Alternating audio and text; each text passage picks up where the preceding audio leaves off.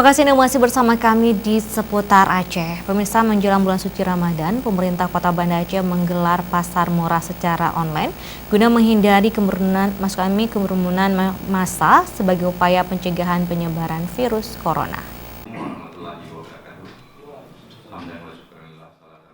Wali Kota Banda Aceh Aminullah Usman dalam jumpa pers bersama awak media di Pendopo Wali Kota Banda Aceh Jumat sore mengatakan, dengan diberlakukan pasar murah online, masyarakat tidak perlu berdesak-desakan ke pasar murah.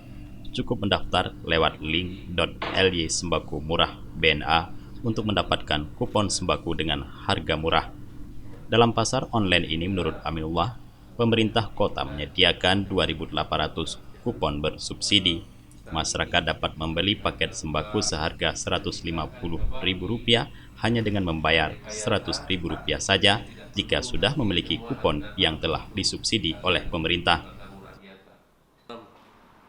Kita dalam menghadapi bulan suci Ramadan dan juga suasana Covid yang saat ini sangat diharapkan dan dibutuhkan bantuan dari perhatian daripada pemerintah, maka kita salah satu cara kita melaksanakan ada pasar murah online.